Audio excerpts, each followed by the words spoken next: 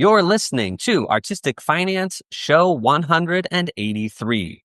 Today's show is an ordinary and necessary episode in which we learn about prepping and filing taxes for anyone with Freelancer 1099 income. We discuss how documentation matters, personal expenses versus business expenses, tracking these expenses as you go, and missing expenses being the number one way to pay more in taxes. If this is your first time filing, this is a perfect episode to listen to because you're going to learn what you need and how to file. If you've been filing your taxes for a while already, this is still a great episode because I learned some things that I've been doing incorrectly. And maybe you're going to hear something that helps you pay less in taxes or helps you to get a refund from our Uncle Sam. Contact information for each of our guests is included in the show notes and at artisticfinance.com/183. A note on the audio quality. I have a bit of congestion and allergies going on, and I also recorded this in an empty, echoey room. So if you notice any of that, that is what is going on. Without further ado, let's get to the show.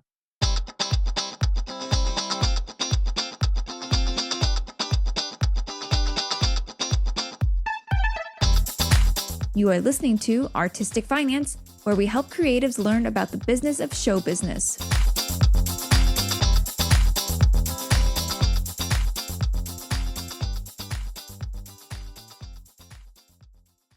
Welcome and thank you for listening. I am your host, Ethan Steimel, broadcasting from Lake St. Louis, Missouri. We are recording this February 25th, 2025, and that means there is a party in the USA. And that party is a File Your 2024 Taxes block party that is going until April 15th. And here to discuss that, we have Asia Jackson, a lighting designer based out of New York City, Farrell Parker, an actor and founder of Artist Tax Prep based in Washington, D.C., and Jared Rogers of Wilson Rogers and Company based in Chicago. All right, so thank you all for being here. And a disclaimer for this entire discussion, this entire episode, do not take any of this as legal advice. If the IRS audits you, you cannot defend yourself by saying that you heard it on Artistic Finance. So before making any decisions of your own, consult a professional.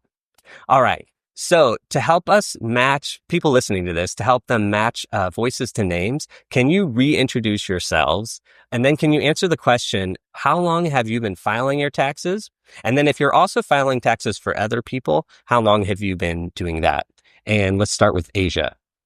Hi, everyone. I'm Asia Jackson, and I have been filing my own taxes since 2009. And I have never, ever, and probably will never, ever file someone else's taxes unless they are related to me. All right, Farrell.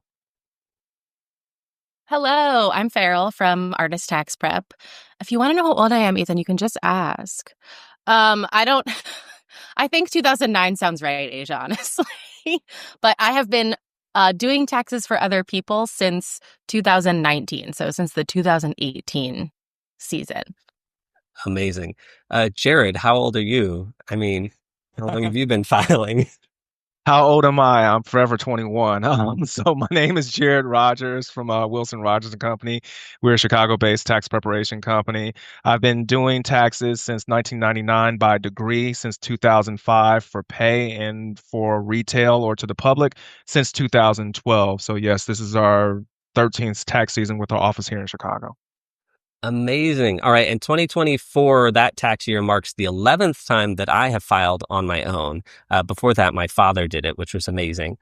However, I have always sent my taxes to an accountant to file for me. So I am actually still a bit terrified of taxes. But we had Asia on the show back on episode 166. And Asia, you mentioned that you file using TurboTax, which really blew my mind because everybody knows that theater freelancers can't use TurboTax because it's not nuanced enough. So I just want to jump right to this and find out how a freelancer can file with TurboTax or probably any tax software. I don't know that it's really different. And just some ground rules for this discussion, which is I want to give, Asia and people time to speak, but especially with our tax pros, if you need clarification or you have a comment that needs to happen, do jump in at any time. And then also, this is a safe space because I feel like Asia and I are putting ourselves out there. And so if we are doing anything wrong, maybe in the eyes of the IRS or that might be seen as illegal, do let us know that, but try to do it not in a brash way. So don't be like, you guys are going to jail next week. All right. So Asia, can you sort of walk us through how you file your taxes as a freelancer?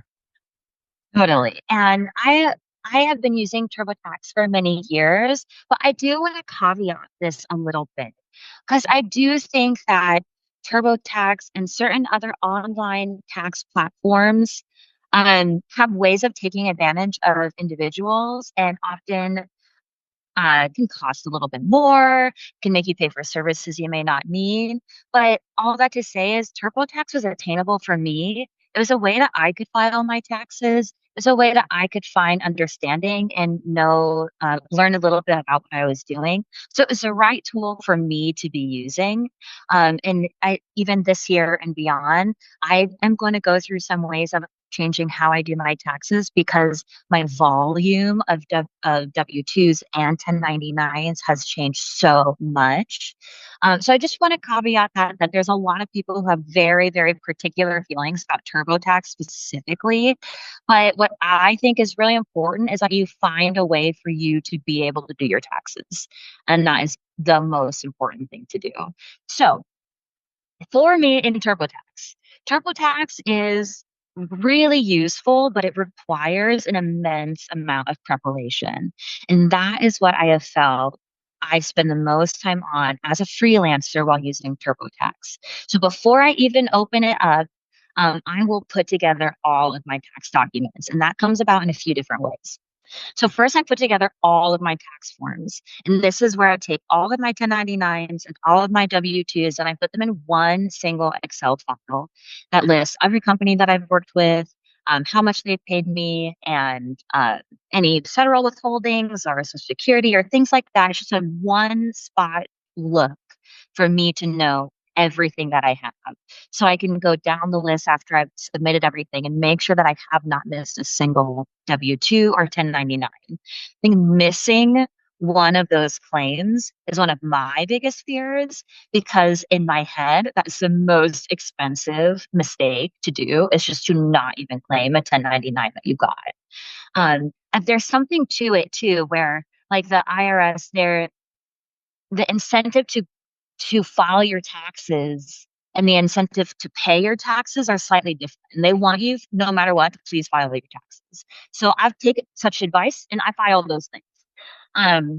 So I put together all of my tax forms and then I go into my expensing and I start building out all of my expenses.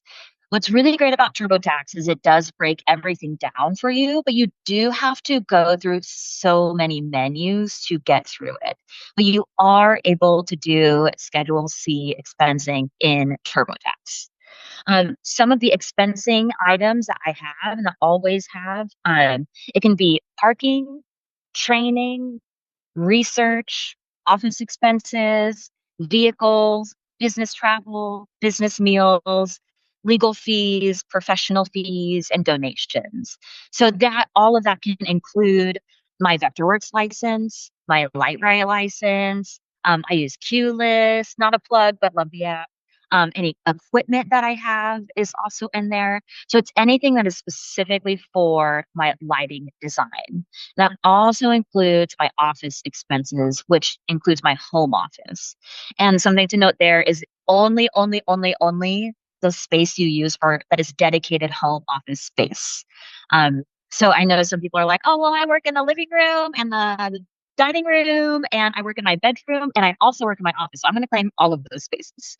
And I just caution everyone to be terrified and don't do that. I'm not a tax professional, but I live off of anxiety and fear of the IRS. And they say only dedicated workspace. Um, so that also includes if you need to buy a printer and office paper and office supplies like a keyboard and a mouse and an office chair. So it can be like pretty cumbersome and it takes a long time to compile these expenses. And that is what I spend the bulk of tax prep doing. For my receipts, there's two tax professionals listening right now. So here's how I handle the receipts.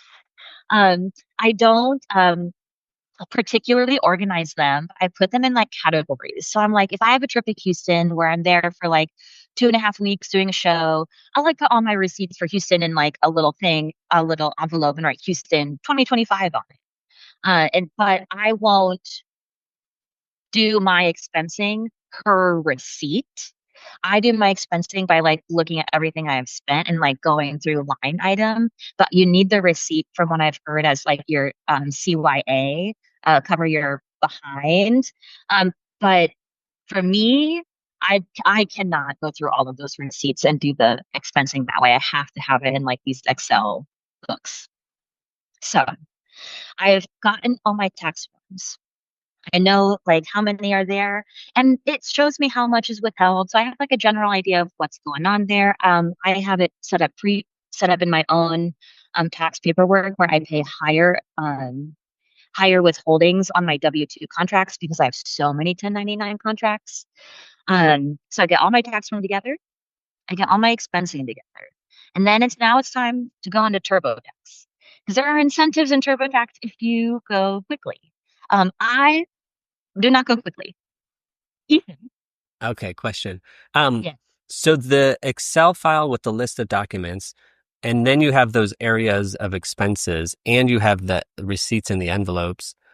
In the Excel document, you're listing out everything. So like those receipts are listed in somewhere in the Excel document? The receipts just exist in a physical box in my office. And then the Excel is what harbors all of the information from them. Okay. So you have like a tab that's office expenses and you go in and you're like, how much did my office chair cost? And you put that number just into the Yep. Excel And I put document. an office chair. So I know what I am putting inside of that category. So there was a year where I had to get some 1x1 LED panels. Well, that went into office supplies because I was using those for a lot of Zoom setups and like I was teaching classes on how to light yourself in a Zoom room. So those ones I like stayed in my office. I put them under office expenses because that is where they reside most of the time. So I put what and where, and that's why this Excel document is sort of like the thing that if I were to hand it over to an accountant, I would give them this Excel document as well as they would receive all of the 1099s and W-2s, but they would receive that so they could also do the checklist of 1099 and W-2 and see all of my broken out expenses. And part of why the expenses are broken out that way is because that's how TurboTax does them too. So they have it all separated where you'll go in office expenses and then you'll do that. And then it will do legal professional fees and you can do that. And it'll do vehicle and you can do that. It does rent and you can do that. So because TurboTax broke it out, that is why I adopted the custom of breaking it out. So you get into TurboTax, they ask you all these questions, and that is like it is a cross reference of expense and input inside of TurboTax. And TurboTax it's very attainable because I think the layout is intuitive and that I can figure out where to look to input my expenses. But it does take a long time. So I might be on the slower end of things, but I have spent TurboTax does a little counter on how much time it takes you to file your taxes. And my counter has gotten to 3 days before just to make sure that everything is input correctly. And there was a year that I did like an extra level up where somebody after I was done went through every single tab of my TurboTax to see how it was laid out and where the input was coming from and how I got there. And I think that it's an extra dollar amount, which is not available for everyone, but the peace of mind I got by having someone look it over was more than enough for me. But it's just to say that if you're inside of one of these tax platforms and you're like, actually, I do want somebody here to help, that there are those options. That's part of why I stayed with TurboTax for so long. And did you do that like your first year, or was it like at some point a year was confusing and so you It was wanted? a little later. So my first, like in 2009, very stressful, but very easy. Wow, I think I had like two W-2s and one 1099. Those were the days. I also didn't have student loans to pay for those days. Um, but when I started to upgrade the TurboTax services is when my 1099 count started to get to above 12 is when I really started, because there are so many rules and navigations when it comes to expensing that it can get very complicated, especially if theaters handle their expensing differently.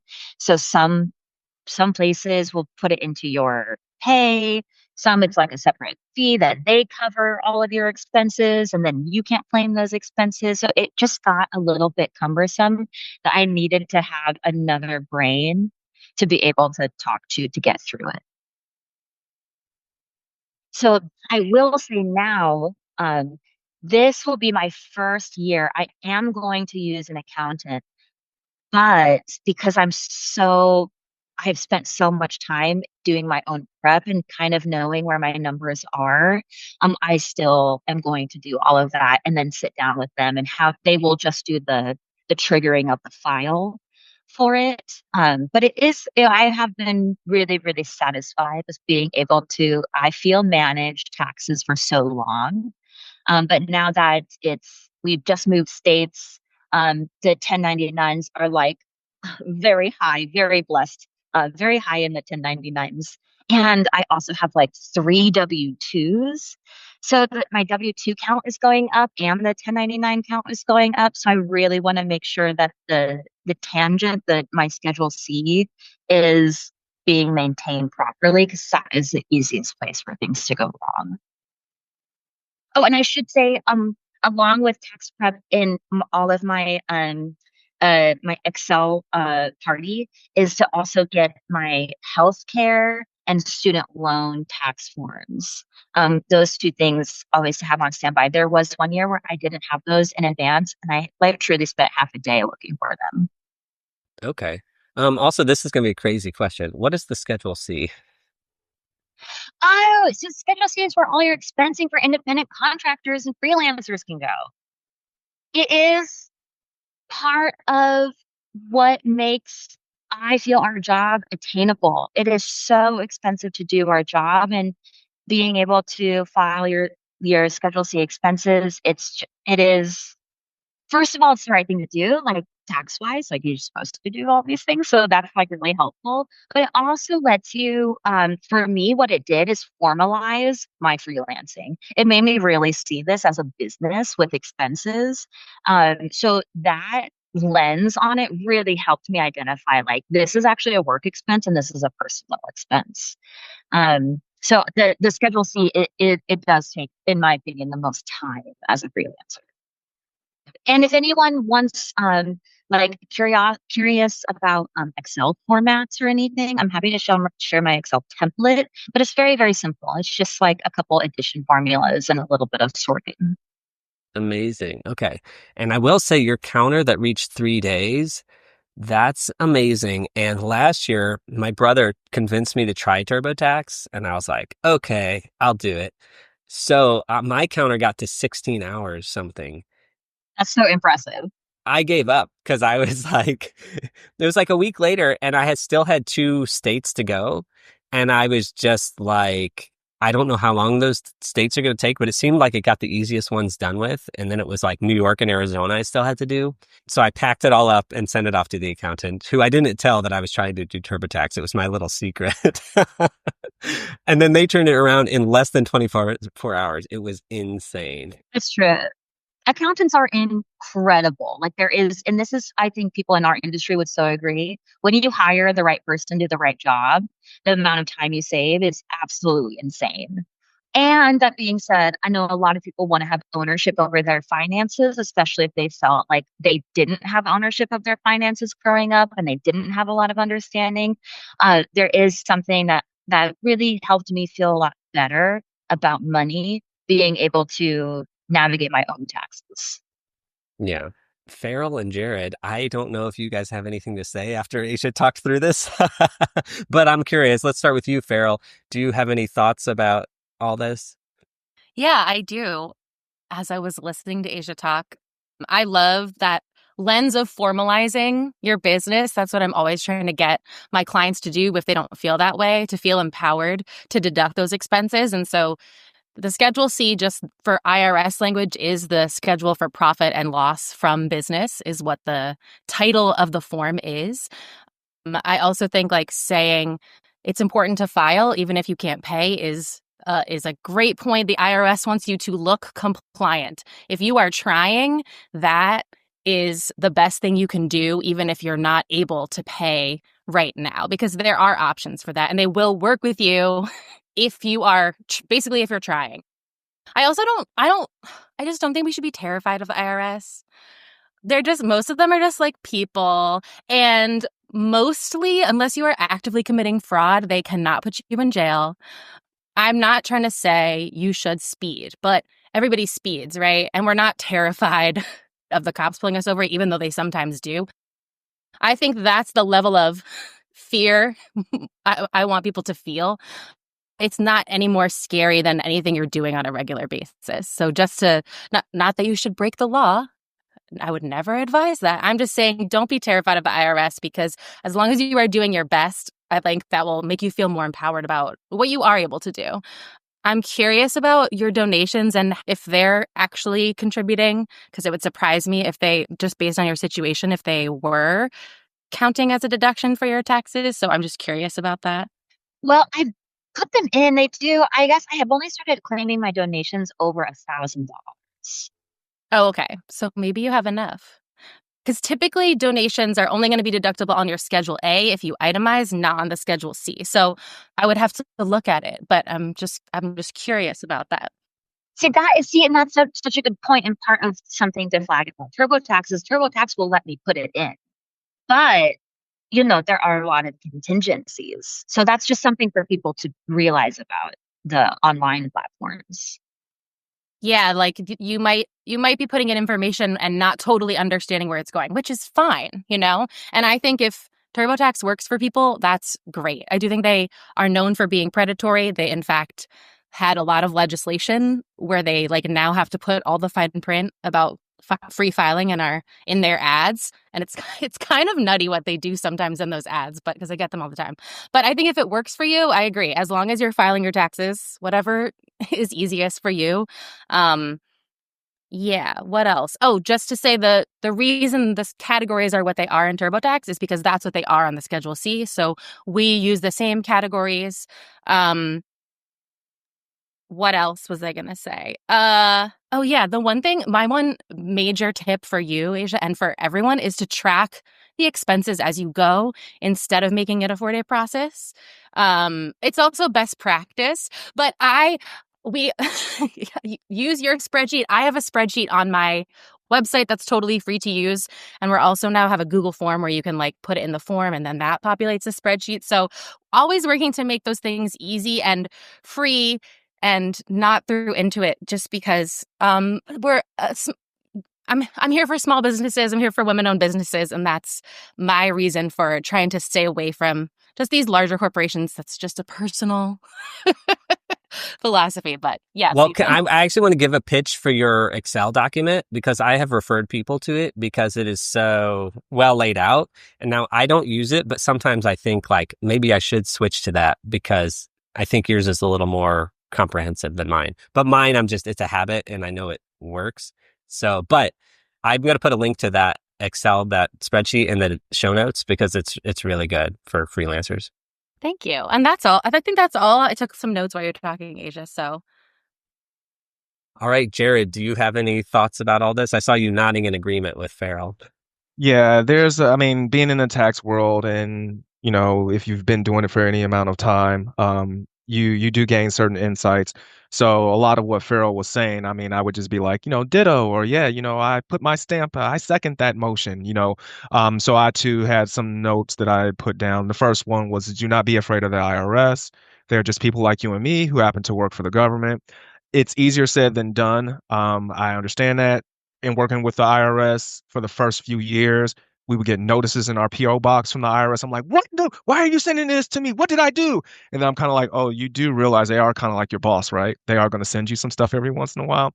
So the main thing that I will say about that is if you do receive communication from the IRS, do not ignore it. Just open the letter, find out what it is. If you do have a question about it, Google it, call a tax professional. I got a notice that says CP 2000. They said I missed something on the tax return. Do I need to do anything about this? Okay.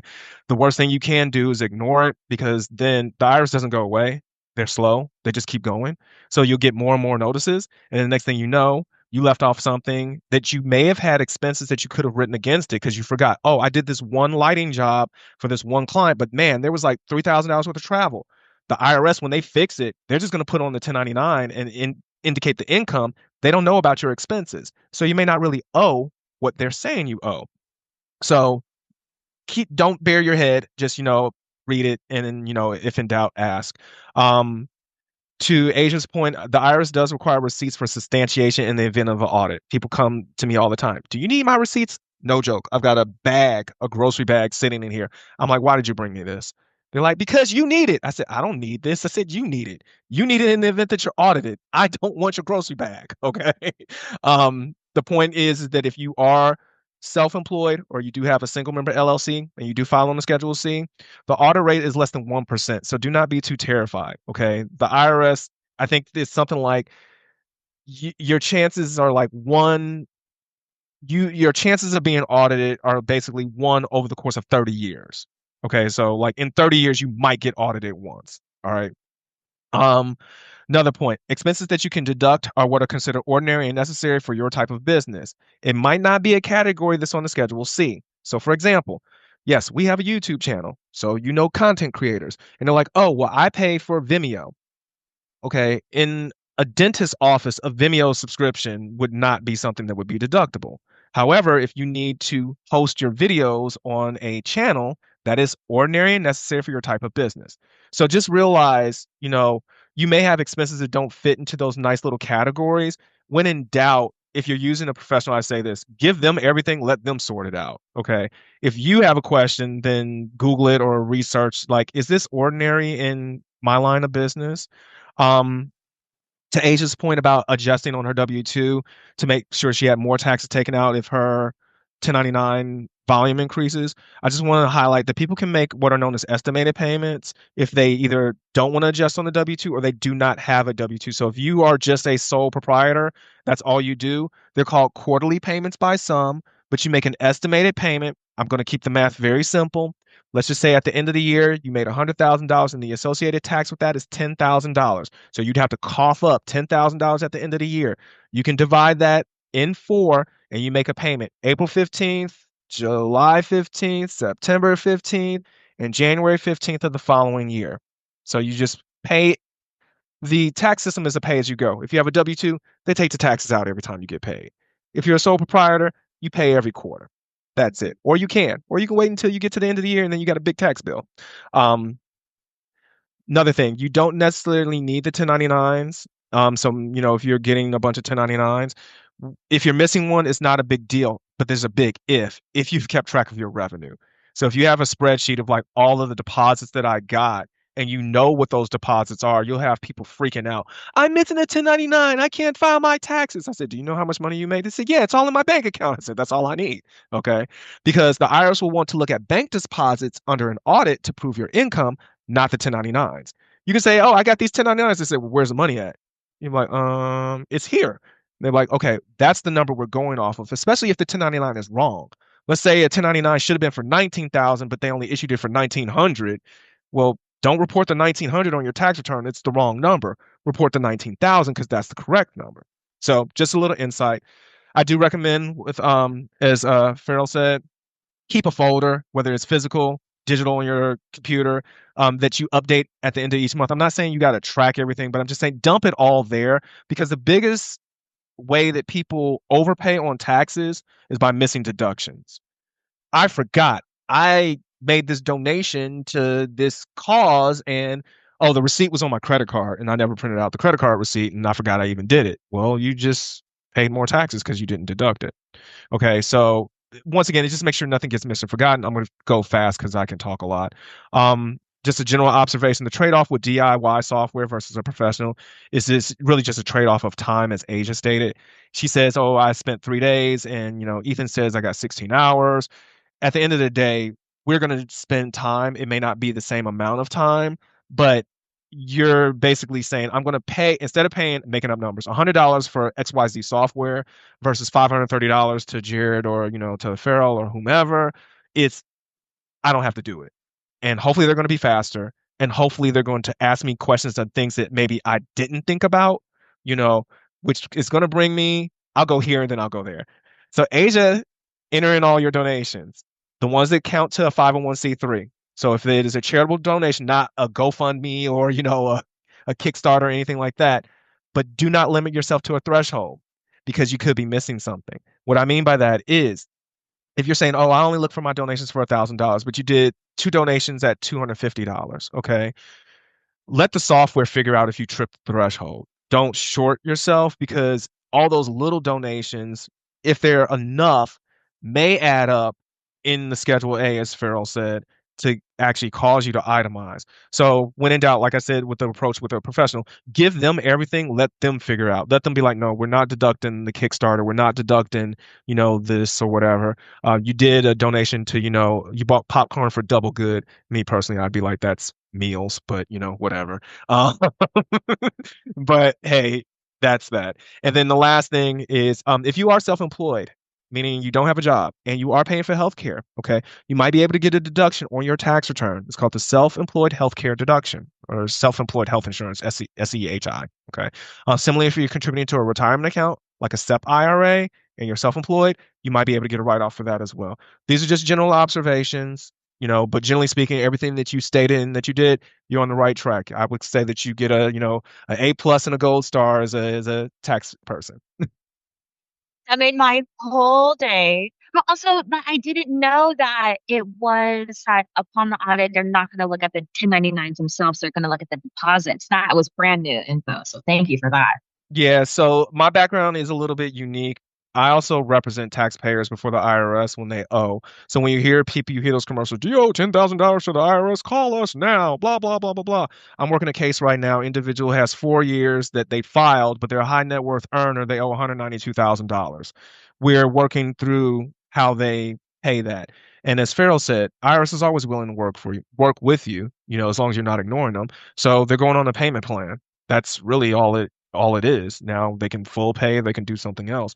But I say all that to say this. So I represent taxpayers, and sometimes under audit, you'll get these random questions. They'll be like, hey, did the person issue these 1099s? And you're like, what? They're like, did they issue these 1099s to all these contractors? And you're like, no, they didn't issue the 1099s. And then the auditor's like, I'm disallowing that expense. You're like, what do you mean you're disallowing the expense? They didn't issue the 1099s. I said, well, let me ask you this.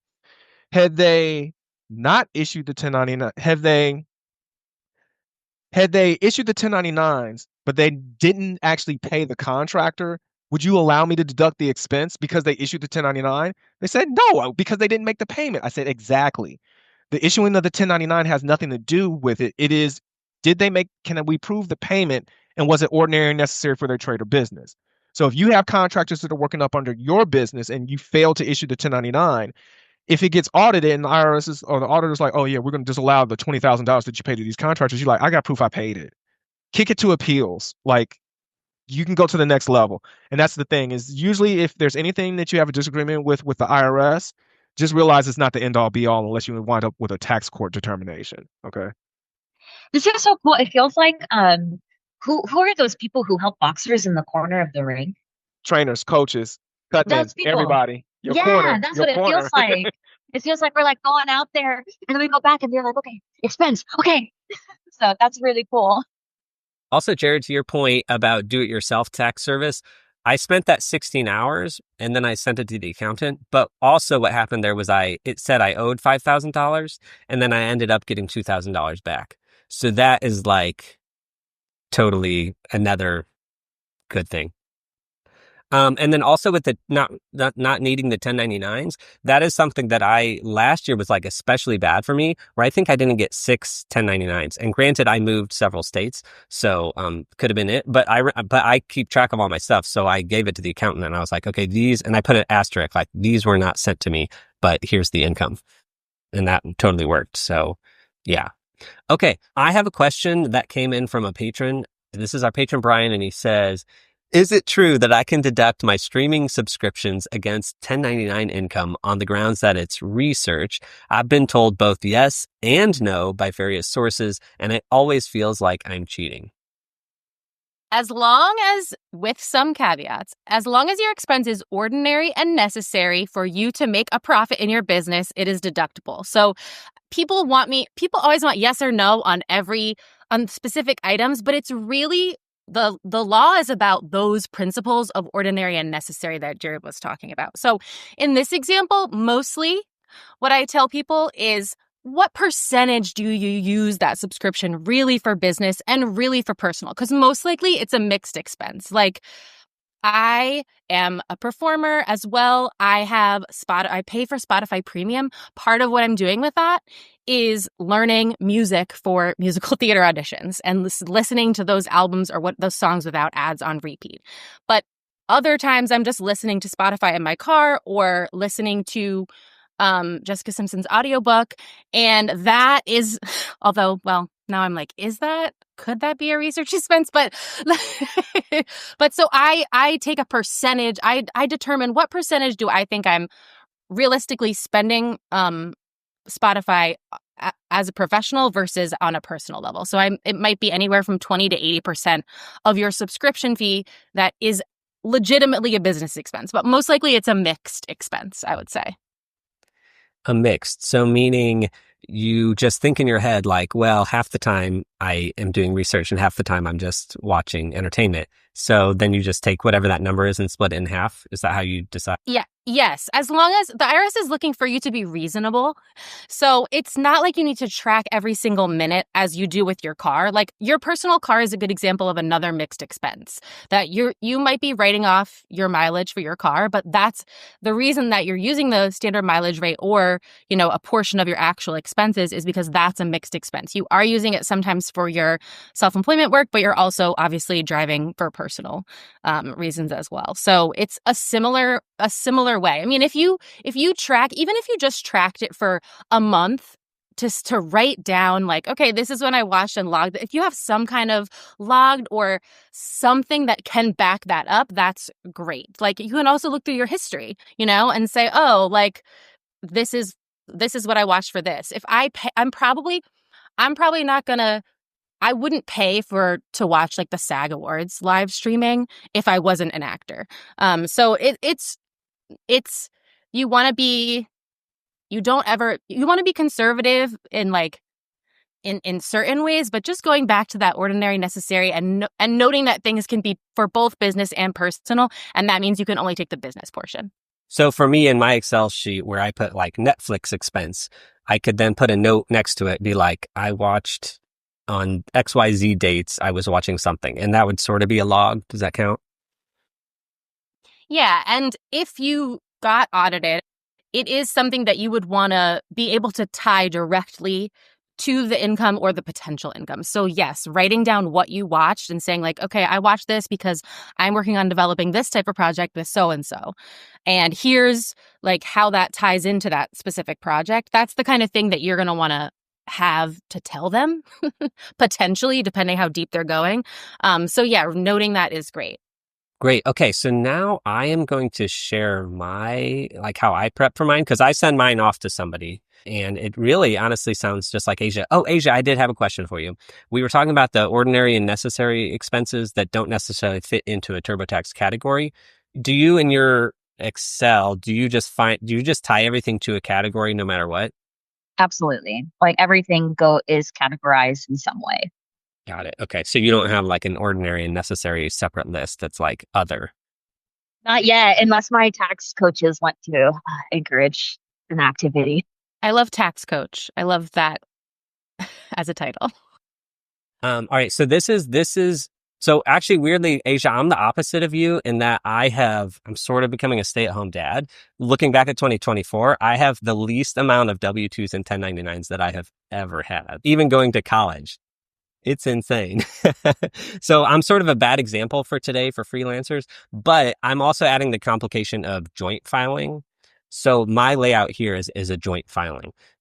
So here I have the list that you talked about. I also have a list in this Excel spreadsheet, and it is a list that I've accumulated over the years, which is I just take the list from the previous year and I'm like, okay, repeat this. And then some things are new or some things go away. But this is what I use to keep myself honest and be like, okay, here's everything that I needed last year. So I'm just going to go through it. And this is for our accountant. He needs our social security numbers, I think, to prove that it's us. He needs our driver's licenses as well. And our son, we have a passport for our son. So we give him that for an official document. So then 2024 for us, we have Nicole. So my wife, Nicole, we were half the year in Arizona and half the year in Missouri. And so she has a W-2. She has the same job, but she has a W-2 from the Arizona time. And then that same company gave a W-2 for the Missouri time. And then she didn't have maternity leave last year, but there was some sort of thing where they are giving her a W-2 either as a correction or we're not exactly sure what that's about, but she has another W-2. My one W-2 was the first half of the year I was a professor. So I have my W-2 on this list. And then I have the 1095C and the 1095B, which are like proof that we have health insurance. Now, I read those documents and it looks like I don't actually need those to file taxes. Okay, and Jared's shaking his head that I do not. But I put them on the list because they look like tax documents when they get mailed to me. And so I just give them to the accountant and I let them ignore it. But I at least know that I have them. Okay, so then I have my 1099. So I only had 2 this year for 2 different shows. And then I have 1099. Nicole and I have a joint bank account. So I have that 1099. And then the IRS freaked us out this year and they sent us a letter and it was actually saying that they gave us $21 for some reason. So that was like freaked out. But anyway, they sent us a 1099. Then if people have listened to this podcast, they know that I'm doing an experiment where I invest money. And I have opened up different brokerage accounts with different apps. And so I get all these 1099s from these apps for like $2. It's a little ludicrous. Yeah, so brokerage 1099s. Then there's a form called a 1098. And this is Nicole and I bought a house this year. And so this came from the mortgage company that we're paying the loan to. They sent us a 1098 tax document. And then something I'm including this year, just because we bought the house last year, is the closing documents of the primary residence. I'm including that. Okay, Jared's giving me a thumbs up. I'm including that because I suspect that my accountant is going to say, like, how much did you pay for it? And maybe some other questions. And so that document has all that information. So I'm hoping that they can look at it and get their answers. We also paid for childcare this year and I sent a 1099. So I have a 1096 form that says that I sent a 1099 to our childcare provider. And then Nicole and I both have retirement accounts. Now these are specifically Roth IRAs and they're called a 5498. So we get those, I guess, every year. So they're on this list. Nicole has a health savings account, an HSA. So she gets a 5498 from that. And then we have 2 investments that send us K1 forms. And then the last item I have is an itemization worksheet, which I'm going to go into now. And if there was a boring part to this episode, it is going to be this sheet. But before I go there, I do want to say that on my computer, the way I organize my taxes is I have a taxes 2024 folder, and I have this for 2023, 2022, and I even have it already for 2025. So I just know all my tax information is there, but the subfolders within that are the tax documents for the accountant. So everything I just listed, I have those PDFs in a in a folder, and I put everything in PDF. I don't like images, or I put everything in a PDF because it's just like one file format. I think that's good practice. My second folder is receipts, and this is the same as Asia. What I do is I actually don't keep an envelope. I scan them, and I put the PDF of the scan into this folder, and then I throw away the receipts. But I at least have the PDF if I ever need it. And the reason I do that is because I was going through old ones once to scan them, and like they fade. There's a lot that just fade into blank paper. So I just decided I didn't need it. Oh, and in that receipts folder, I have my donations. I have a separate folder that has like the 501c3 donations listed. Then I have a third folder, which is Lighting Design LLC. So I have an LLC for my lighting design work. So I put all the documents for that LLC, like the EIN and anything related to that. I just have in that folder in case it's ever necessary. And then I have the 1096 sent, which I sent the 1099s. I have a folder for that. And then my final fifth folder is duplicate and miscellaneous documents. So sometimes Nicole gets her W-2s digitally and then they mail them to us. And so I just scan them both and put them into this duplicate folder, but I only send the accountant one copy. Okay, so that's how I'm organized. So now if you look at the bottom tab here, I have 2024 and then I have 2023, 2022. Because I just duplicate this Excel spreadsheet. So in theory, if I'm ever audited, I can go back to the tab from 2023 and be like, well, here's what I had listed, etc. I'm not going to lie. I shouldn't say this in public, but I would, if I were actually being audited, I would probably go in and modify some things. I didn't say that. I didn't say that. All right. Disavow what I just said. Anyway, nobody heard that. Okay. So I'm going to blaze through this because it's super boring, but this is actually the Excel document that I send my accountant. First thing I have is Springfield, Missouri. That's where one of my 1099 gigs was. Now, I just learned last year that there's this GSA rate. And so I had always been including all my meal receipts here and totaling them up.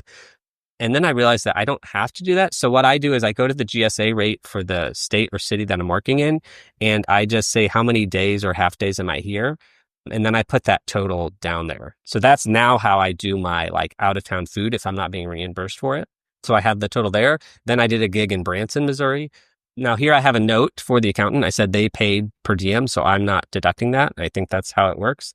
And then Las Vegas for LDI, I went there and I have the GSA rate for how much I guess that qualifies for meals. So that's my out of town food total.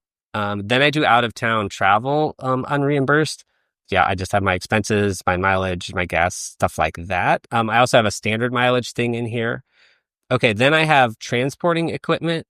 Then I have miscellaneous. I put my taxes, how much we pay for taxes every year. That's not none of these are the real numbers, by the way. I was trying to be anonymous because I don't want to dox myself here. So this is all not real. I have a self-directed 401k that I have, there's like a fee with that. And so I put that expense in here. Then I have advertising, and I consider artistic finance advertising for me. So in the artistic finance thing, I'm putting in here. Then I have business hardware. So if I'm buying lights or random things, I have that in here. I have business software. I have paid invoices for rental gears in case I needed to pay for that gear for some reason. Craft services in case I needed to buy food for a gig for somebody. And then I have client meals. And this year, as I'm paring down, I have a lot less. So I have nothing in that area for 2024. And then I have client gifts, and I have a note to myself that there's a $25 allowance per person for a gift. So if I spend more than that, I just knock it down to $25. And then I have printing and mailing expenses. I have professional development expenses, and this is probably where I would put Netflix. So maybe that could go in software. I have my union dues. I have labor invoices paid. So if I sent a 1099, so I have one for the nanny for this year. And now I get into my income. I have all my 1099 income listed. And then I have two things that like, they didn't send me a paycheck for these guest lectures I did. So I have a note that like, this is the amount, but I'm not including it because they didn't pay me. And presumably they will pay me in this year, but I'm going to count it for this year, even though technically it was last year. So I just put the note. Income from rental gear. This was when I was in New York. There was like sales tax that you had to pay for the LLC if I was renting out gear. And so I don't have anything for that for this year, but I have that as an area. I have estimated taxes paid to the IRS. And then I have my W-2 income. This is just for me, for nobody else, but I have a area where I total the 1099 and the W-2 income I've been paid for the year. And I put that all together, but that's just a number for me to know, like, how much have I made this year? And then I have Ethan per diem, which now I'm like, is that Is this a duplicate area? Oh, that's also for me. That's just if somebody paid me per diem, I like to put that number there to be like, oh, they gave me a $700 check for per diem. I just put it there. That's for my own self.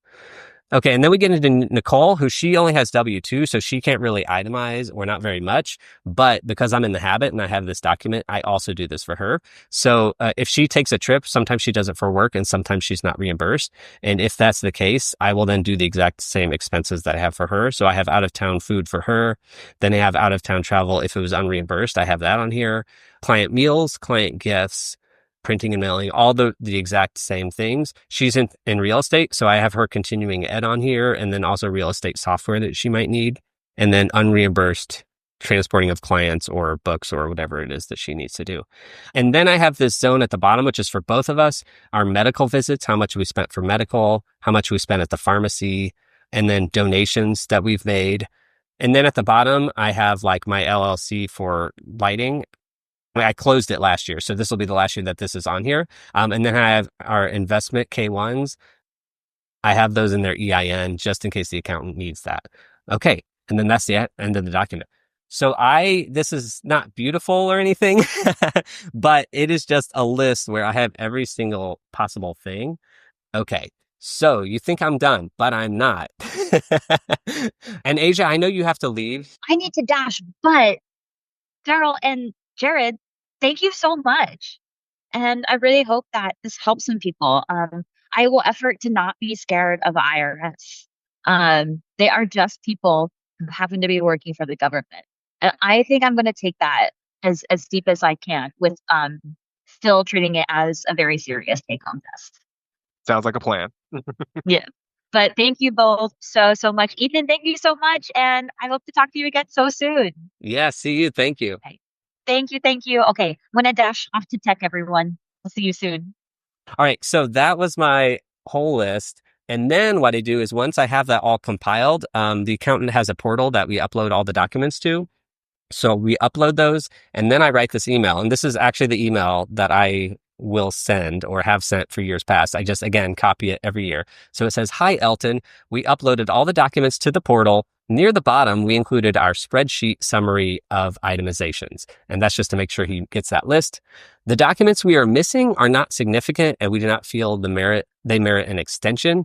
However, if you advise otherwise, or if filing an extension is easier for you, by all means do so." And then I have missing with bullet points. Investment 1 K1. So we expect it to be 0 or slightly negative. There were no distributions. For reference, I've included last year's K1 that arrived mid-July. Investment 2 K1. We got an email that tax laws might require a reissue of this K1. We didn't receive any distributions from this investment in 2024. So any reissue would be for insignificant paper losses, we think. This is the only document we suspect might merit an extension. And then some 1099s are missing. I have accounted for them in my PDF documents and deduction spreadsheet. One is from blank place and one is from another place. And then M1 Finance hasn't sent a tiny insignificant 1099 DIV. All right, and then some changes. We moved to Missouri on X date.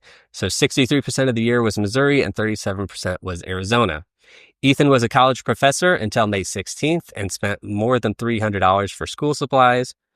We bought a house, purchase price X, closing documents uploaded to the portal. We paid X for childcare, 1096 was sent and uploaded to the portal. All right, then below I have our contact information with a note that it was changed from the previous year. I have a note, Ethan closed his pass-through entity for lighting design work at the end of the year. Name of LLC based in New York, EIN number, articles of dissolution filed 12/3/2024. Ethan switched the financial institution of his SEP IRA. It was a direct rollover. We put X amount of dollars in an Arizona 529 plan. Ethan put X amount of dollars into his SEP IRA. Our vehicle, make, model, the mileage was 10,000. It started at 5,000. It ended at 15,000. In Arizona, we both had home offices taking up 100 square feet each, and the apartment was 1,000 square feet.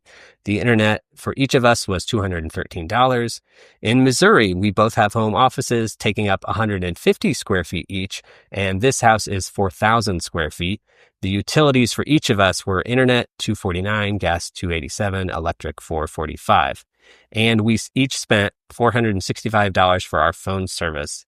We have made no tax payments and we have no student loans. Thank you for filing for us, Ethan and Nicole and Theodore, who's our dependent. Okay. So thank you for sitting through all that. It was a lot. Do you guys have thoughts of things I'm either missing or things I could be doing differently or better? I just have just general, observations. I mean, if I had to start, I would say that, you would be just like Asia, a gold star, check mark client. I'm gonna say, trust me, we get a lot worse as professionals, and usually they don't the the engagement doesn't run for too long just simply because we like to work with people that are, easy and they like us, we like them, etc. But, getting documents together the way that you've done, I would say that that's absolutely 100% fine. Just a couple of points, ID documents, traditionally, like in our office, we only really need them like the first time. We might need to update the dates, when they expire. So, our staff is trained to ask, hey, your ID has, expired. Can you please give me the new issue date or expiration date? But anytime on the front end, the IRS does like us as professionals to substantiate or validate the identity of a person and identify if anything looks like it's off. The other thing too that I often find is, especially like with newer clients, they'll say, oh, my name is Jane Joseph. But then you learn that it's really Mary Jane Joseph, and only the Social Security card says that. But she doesn't like Mary Jane, so she goes by Jane. And the problem is, then we go and try and file a tax return, and then the return rejects. And it's like, why is the return rejecting? It's like, because we don't have this person's name. The name used on the tax return has to match what the Social Security Administration has on file. So we need the cards to make sure that they're one and the same. Even if I have to file it Mary Jane Joseph and then change it to Jane Joseph just to make the client happy, you just gotta know that that's why we sometimes want the IDs.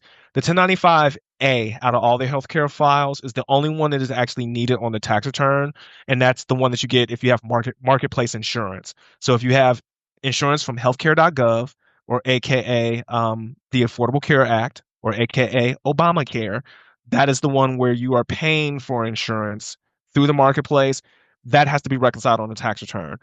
At the same time they were doing the ACA, the 1095B and C, which either tells if you have insurance directly through your employer because they're self-insured, or if it's through the insurance network, that's just proof of insurance. But even proving that you have insurance is no longer even a requirement.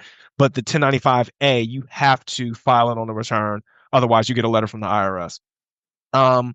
To your point, you were like, hey, they gave us some money. So if you file and the IRS delays the filing, then they will pay you interest. Okay. So if you were supposed to file and didn't file on time, then they're going to go ahead and they're going to pay you some interest. You'll get a 1099 INT. That's why that's actually happening. When you buy a house, there might be some things that can be deducted on the return. So giving the settlement statement to them is very good, because the same things that you can deduct as an itemized return, meaning like the mortgage interest, property taxes, etc., might be listed on that settlement statement. In particular, like points, which is a form of prepaid interest. If you pay points on the loan, it has to be amortized or taken over a certain amount of time. But we as tax professionals can see that on the settlement statement, and we know to include it so that you therefore get the deduction for it. If you have an HSA account, the one thing that the accountant may ask for, or if you yourself are filing your taxes on software, go and check for a form known as a 1099 SA. Okay, that shows that if there was any money taken out of the account and spent on medical, or if you just took money out and spent it on something else, like a streaming subscription. If you do not include the fact that you took the money out, the IRS usually will send a letter a year later, assuming that you spent it on a streaming subscription and not on qualified medical. So when we see on a W-2 that a person has had money contributed to a HSA, or they check on our organizer or the questionnaire, did you contribute to an HSA, et cetera. The other thing is like, did you use any money out of the HSA to pay for medical? Because we'll get that. There's another form, which is a 5498 SA. That just talks about the fair market value of the account, how much money is in the account at the end of the year, but it's generally not needed for the tax return. But if you're going into your HSA account, look for both forms, send them to the accountant. The 1099 SA will be the only one that you will have to enter into your software if you're self-prepping. I have a question. So Nicole's HSA at her company, they switched providers this year. Not sure if I've located that documents, but am I going to need a document from the new company and the old company? And would there be an SA from that one? So you only get the SA if you take money out. So if you have a HSA and you have a card, or you submitted money to the HSA for reimbursement, they're going to consider that a distribution, and there should be a 1099 SA for it. There's plenty of times where we've looked and we can see on the W-2 that there are contributions going in. And my number one, I usually phrase it as this: hey, we can see you have an HSA. Did you take any money out this year? If so, please go in your account and look for the form 1099 SA. If you didn't take any money out, just let us know, because it's only when you take the money out that they generate the SA. So, but yes, you would want to go and look in both accounts and see if there's an SA for either one of them. With regards to receipts, you have a very good process. You're actually much better than most about scanning receipts. It is not necessary, but you bring up a very good point in that physical receipts can fade. And in the event of an audit, the IRS is going to want proof. Now, if the receipts faded, how can you prove that you paid whatever you paid? Oh, I'll just use my bank statement, or I'll use my credit card. Bank statements and credit card statements are not good enough for substantiation in the event of an audit. Why? It says that I spent money at Amazon. What'd you spend it on? It says you spent money at, Tractor Supply. What did you spend it on? Oh, I spent money at Michael's. Well, yeah, what did you spend it on? How do I know it's this? And then if it's like, oh, I bought something stupid, zip ties or something like that. They're like, Jared, why in the world would you? Zip ties are not ordinary and necessary in the tax office. I'm like, well, they are if the light bulb keeps falling down. So I'm like, I zip tied all the chassis to make sure that the lights wouldn't fall. Why? Because the people upstairs have a rave party every day, and they knock the lights out. You're just like, okay, great. But if you do, the IRS will accept a digital copy. So if you scan your documents and you can reproduce the document, the digital copy is 100% totally acceptable. So we used to have people like truckers and stuff like that have gas receipts, and they leave them in their dashboard, and it's heat sensitive. It'll black out. And you're like, here are my receipts. I'm like, dude, I can't even read this. What am I supposed to do with this? It's like, it's gas. I'm like, great. And it smells like gas too. And then, side note point, if you spend money, but you are reimbursed, make sure you include the amounts in both your income and your expenses. Otherwise, you can potentially overpay. What do I mean by that? So let's just say you spent $500 on a flight, okay, to go to some shoot, some set, something like that, okay? But then the provider says, I'm going to reimburse you that $500. And they give you a 1099, and we'll keep everything really simple. They paid you $200 for coming out, and they paid you $500 for your trip, okay? So they gave you $700. If on the tax return, you include that $700, because I got a 1099 for $700, but then you don't include the $500 worth of expense, you're now overpaying your taxes, because you're including in income because they did, but you're not offsetting it with the expense. In reality, the only thing that you made was the $200 that they paid you. That's what you should be paying the tax on. So I know you were mentioning per diem, and this may not correlate 100% to that example, but I just wanted to bring it up as a point for anybody who's like, oh, I got reimbursed for this. Oh, I don't need to include the expenses. Well, you might be giving Uncle Sam some extra money. That's it. That's awesome. Yeah, and I will say that usually when you work for companies, it's usually pretty cut and dry, because it's like different companies do it different ways, and you pretty much know that. It's usually pretty easy to be like, oh, I was reimbursed for this one, or I wasn't. It's pretty clear, so there's not usually confusion. And also, I do take note that if they send a 1099 and then they put my reimbursable expenses into that 1099, what I then do is I just count the whole 1099, I guess. But like, I don't tell the accountant necessarily like they paid $500 more on this. I just make sure in my expenses I have like all the things that I paid for that they're. So that's how I do it without like causing a ruckus or causing confusion for anyone.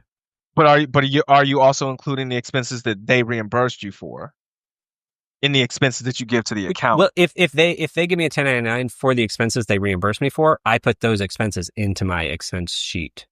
Cool. That's all I wanted to make sure was happening. Yeah. Yes. And if they don't put that in the 1099, then I don't include those specific receipts because they reimburse me for it. So like they gave me the $200 for the flight. So I don't put that $200 into my expense sheet. And that's the piece that I'm saying is that you have to think of it from the standpoint of what money did I actually make?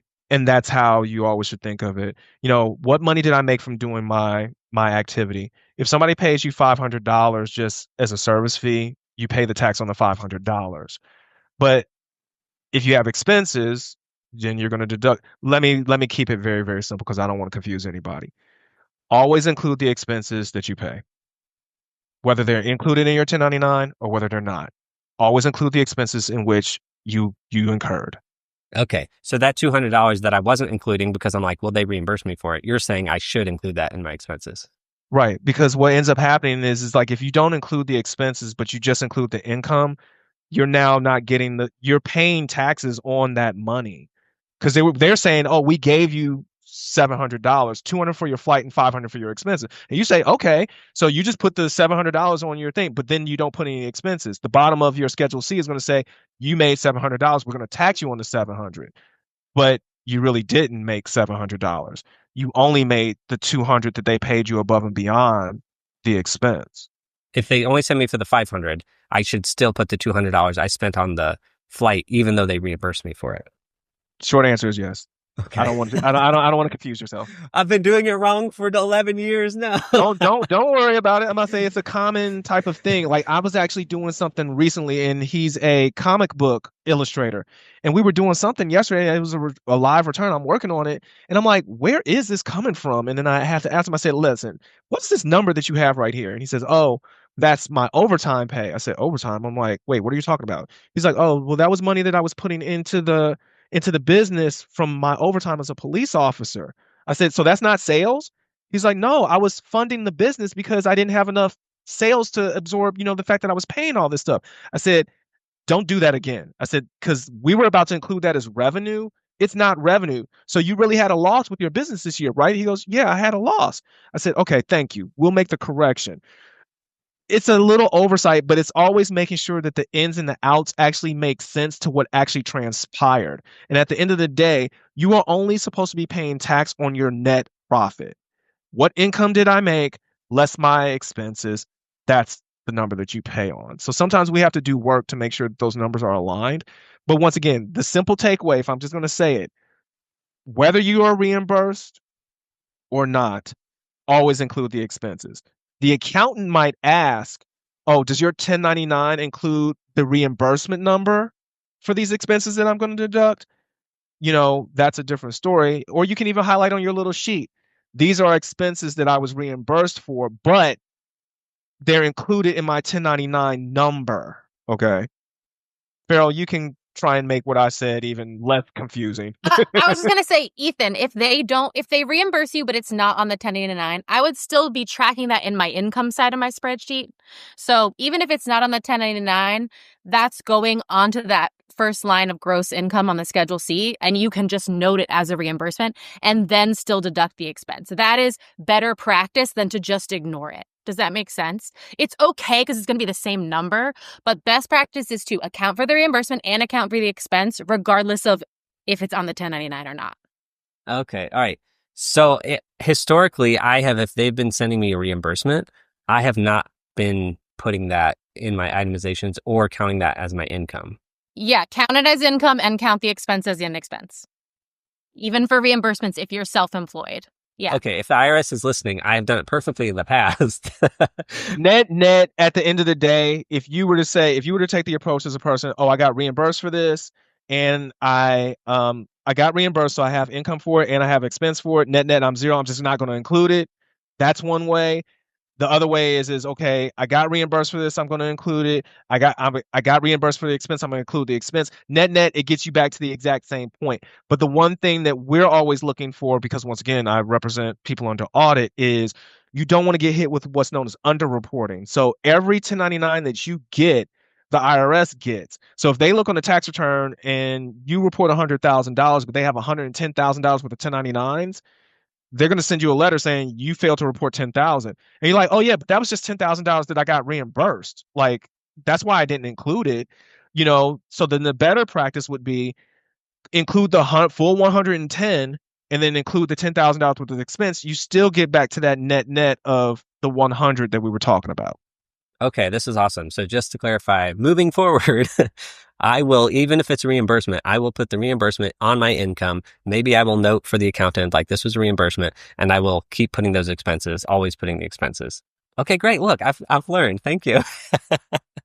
Okay, Farrell, what did you think of my system? Oh, yeah. I was just going to say I'm impressed with your cover sheet, your like cover letter. We, at Artist Tax Prep, we use an intake form, and I think most tax firms probably are using some kind of intake or interview form. And that's all stuff that would have been entered onto our intake form so that we would see it in that sense instead of in a narrative form. But I'm just impressed with your comprehensive cover letter. Well, actually, can I ask a question about that? Because I think there's some stuff going through this today. I was like, I guess I could have put this in the expenses versus like the office space. And the only reason I don't have the office space in like my expenses is because that was something that we didn't do for years. And then we switched accountants and they were like, well, what's the size of your office and all that? And then they asked me. So that's where I started putting it in. But should I put that over in the expenses sheet instead of in that narrative email? I mean, yeah, because your home office expense is typically going to be based on square footage. We have like a little separate chart. So it's a separate tab in your expenses for that.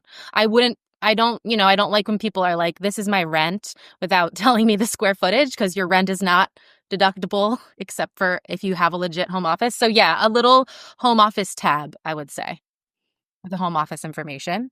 Oh, just a few forms that are always going to be late. The K1 is typically, you're not going to get a K1 till after March 15th. That's just pretty typical.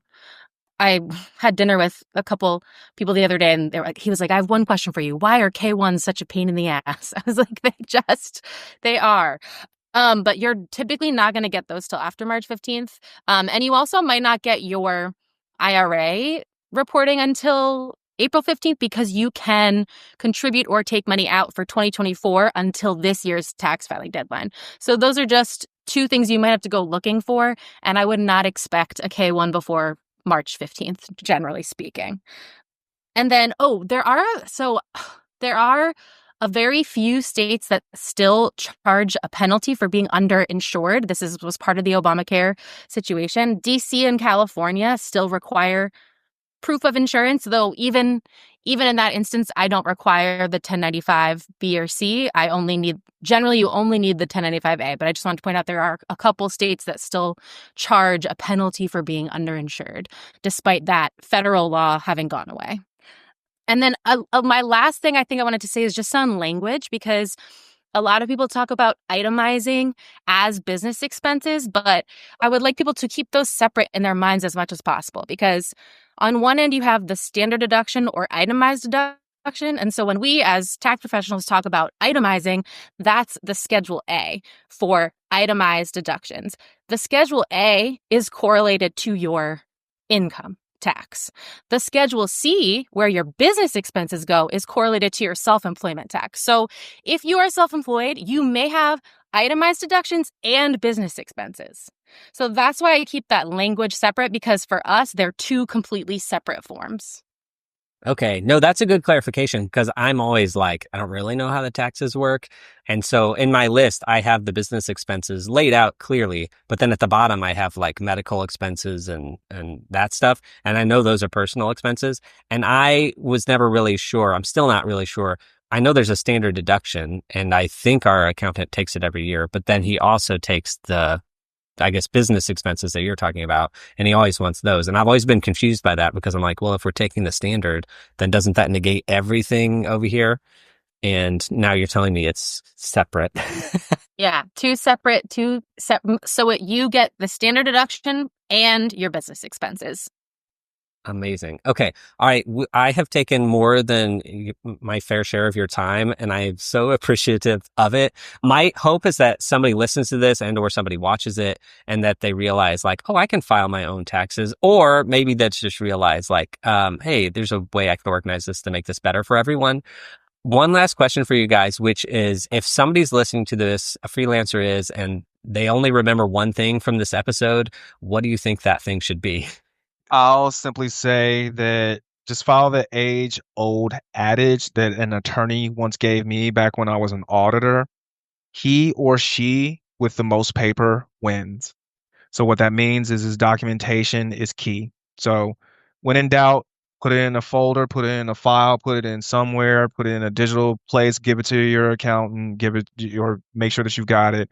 Because in the event of an audit, you want it for substantiation, but two, that just ensures that you do not miss expenses.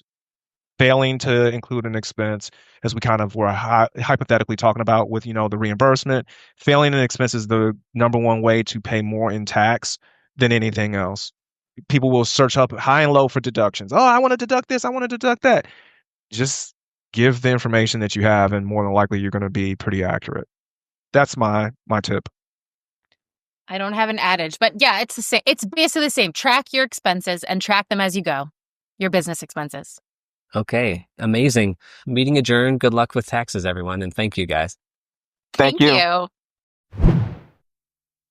That's it for this week's episode. After we recorded, I got a question from our patron, Cynthia. Does putting money in a pre-tax account like a health savings plan have any effect on Social Security earnings down the road? I sent that question to Farrell, and she said, the pre-tax money you put into an HSA is not included in your Social Security earnings. Anyone can check their Social Security earnings and estimate benefits on the Social Security Administration's website, ssa.gov. Now, to clarify, I did a little bit more research, and for self-employed people, the HSA contributions don't affect the tax you pay into Social Security because you're paying those taxes separately. For W-2 workers, the HSA contributions through payroll deductions do lower your taxable income, which is what Social Security benefits are based on. So it can lower your Social Security benefits, but it is very slight. All right, my takeaways from today's conversation. Well, first off, be prepared and organized. That is the name of the game. Now, I did want to clarify, Farrell talked about separating personal expenses from business expenses. I've done that because my spreadsheet is only business. However, there are a couple things included there that are personal. And so I noticed that this year, that was the 1099 I sent for childcare. So what I did was I moved that to the bottom. And so at the bottom, that's where business expenses end and personal expenses are listed. And so I now have that 1099 for childcare. I also have medical expenses and charity donations. Also, I think I'm now going to take the home office expenses and put that into the spreadsheet instead of the email. And so I'm going to list the square footage, the rent/mortgage payments, and then the utilities, and also include my cell phone bill there. Jared said to include all expenses and income in the Excel document. Now, a truthful moment here, I have always not been reporting per diem payments or reimbursements, but I've also not been taking the GSA deduction either. However, Jared is saying do list all those expenses and also include the per diem payments or reimbursements as income. Since we have recorded this before tax time, I do have time for the 2 1099 gigs I did, report the travel reimbursements and include those expenses. I don't really want to do this because I thought I didn't need to keep those receipts. So now I have to go gather them up and then add them into the Excel document and add them into my folder with my receipts of my PDF receipts. It's not the biggest pain, but it is an hour of my time that I don't want to give up. The jury is out here. I might keep 2024 as I've always done it and then start this new habit for 2025. All right, that's it for my takeaways. Links to everything we discussed is at artisticfinance.com/183 or in the show notes. If you found this episode useful, do consider helping me out by becoming a patron. And you can do that by visiting patreon.com/artisticfinance. And for $5 a month, you can help me keep these interviews happening. Also, in the show notes on the Patreon feed, I'm including my spreadsheet that I went over. So if you want a link to my specific spreadsheet, that's where you can grab it. And now the dad joke to end the episode. It's what our accountant told us when he had had enough and broke up with us. He said, "It's not deductible, it's you." That's it for today. Until next time, break a leg.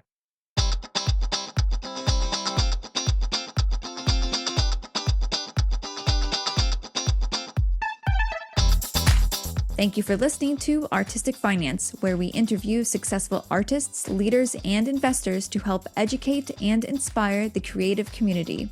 To access our show notes and resources, go to artisticfinance.com. This show is for entertainment purposes only. Before making any decision, consult a professional.